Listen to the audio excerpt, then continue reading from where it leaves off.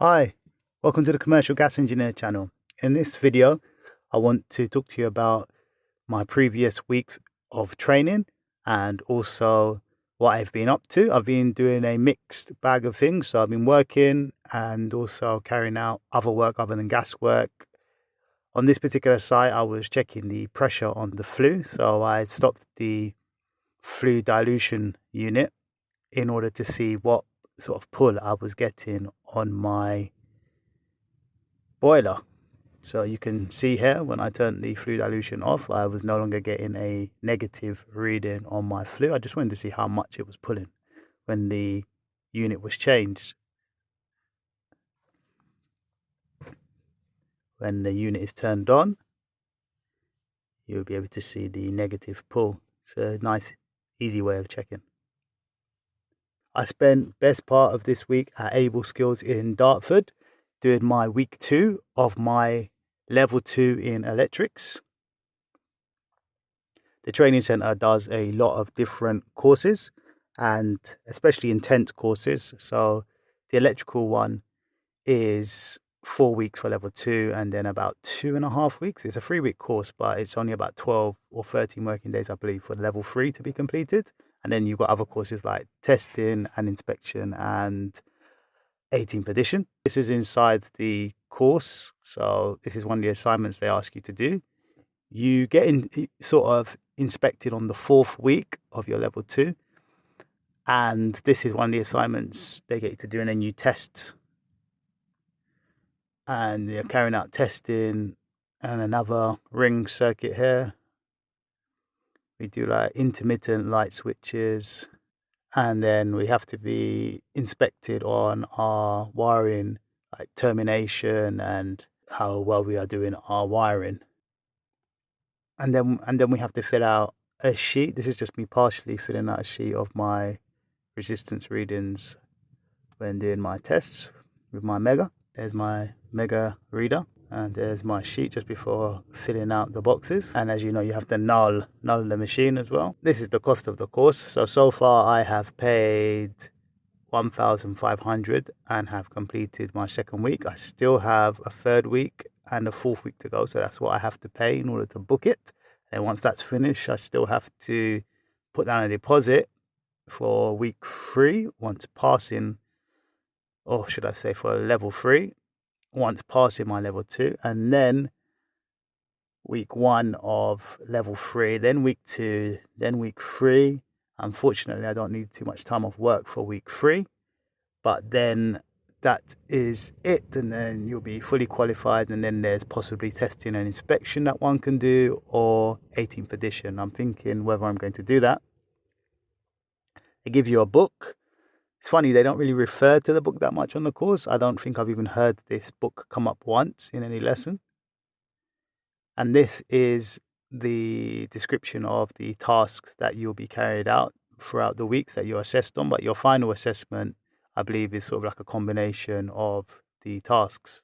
This is a manual they give you as well. And this is an example of what they have in the different sections in the manual. And then they have some questions at the back in the folder that the training center give you. So these are the 2 folders. One's like your portfolio folder, and then the other one is your like theory folder. For me, the hit was the online sitting guilds training videos and the quizzes.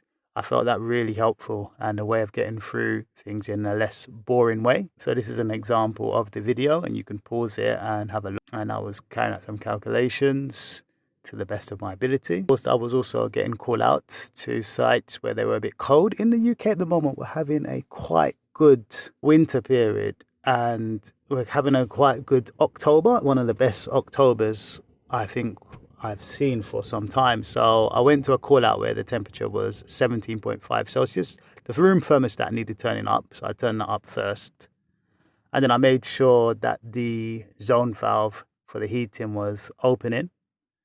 And then I found the radiator on, but the person that was complaining said that the radiator in their room was not getting hot. So I vented it and there was no air in there, but then also gave the radiator a little knock. It was on the 1st floor, but no heat was coming out. So I believe that the system may need balancing, or there could potentially be a blockage on that part of the system. but that it was just a call out. So I just made sure that they had fan heaters and so on, and that they were going to make it through the night, even though it wasn't really that cold at this time. But nonetheless, had to do my best, and we'll be returning to see if we can get their radiator sorted out. On another call out, funny enough, sometimes when you turn pumps on or systems on, you can notice that there are leaks on, or sometimes when systems are cold, leaks will come on. So there was a leak on this site that I had to inspect. And whilst being on the site, I did notice that the leak stopped within no time once heat had got into the system. So I didn't have to write home too much about that. I had another leak at a site where there was a reported smell of gas. But when carrying out my tests, I noticed that there wasn't really any problem and that the pipework was corroding slightly but needed to be painted. But always remember to carry out your paperwork properly and leave a paper trail behind you and do your necessary checks and get evidence that you've carried out your checks. I want to also recommend a few other apps that I always use. I've got apps that I go in and out of using from time to time. The Tesco app is helpful. Booking.com and Airbnb are very good ones for if you're staying somewhere you don't want to stay at a hotel. I only really discovered I've used Booking.com before and Airbnb. It's good to use both.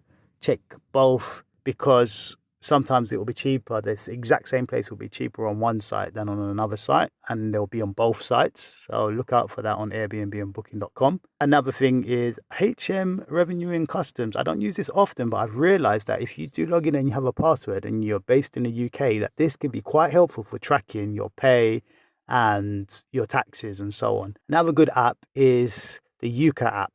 Many people don't know about this app. It seems like it's not very popular, but it's spelled Yankee Uniform Kilo Alpha. And you can scan products, so even sweets and things of that nature that you may think are ultra bad for you. Some of them are, but some of them are actually not that bad for you. So use the Yuka app and find out. You can scan different things, even cream and hair products you can scan as well. So some of the things I scan when I'm out, I like to have an idea of how good or how bad things are and what's so bad about them. Tip for you guys who may want to find a bargain and you're based in the UK, have a look in the reduce section. I notice a lot of people don't, because when I go there, I find there's a lot of products that are due to expire on the same day. And sometimes there's not much of a difference in price, but sometimes you can find almost 50% off. So have a look in the reduce section when you go to these stores, especially in these times where things are going up in price. Have a look what bargain you can get. If you want to find me, this is the place you will find me, in a store. The first place I head for is the reduce section. Good for your lunch breaks. If you want to spend a couple of pounds on some food rather than hit double digits. I get home, sometimes my children attack me, and I have them all checking out my van and having a play. It's nice to be welcomed back by them. Okay, before I let you go, I may have mentioned this to you before, but do look out for free courses. Sometimes training centres are providing free courses because the government are throwing a lot of money into renewable energy and so on. So one of the courses is an air source heat pump course. It may be in your local area that the government are putting money towards it. This course I went on for free. Have a look. So this one was a 3-day course. They give you training on heat pumps. So here it is. You still need to be F-gas registered if you're going to be the person touching the refrigerant. But if you want to install heat pumps, you can jump on one of these courses. So here it is. These are the entry requirements.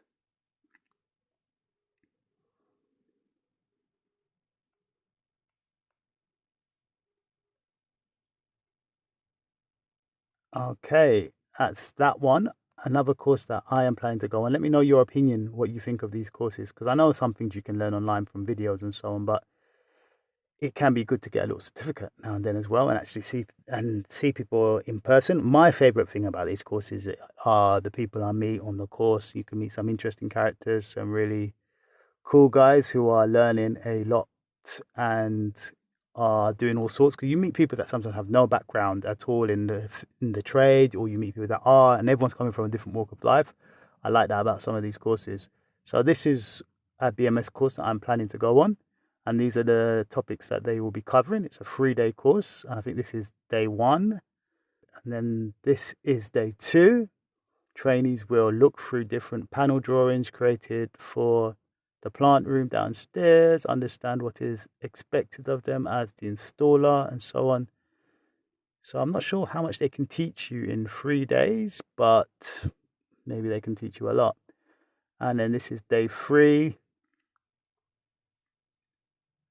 I've got some experience in this, so on site, but I would like to have some training, so this would be interesting. So that was a BMS wiring course. Now this one here is on the software. So this is 2 evenings a week. If you need any more information about these, just let me know.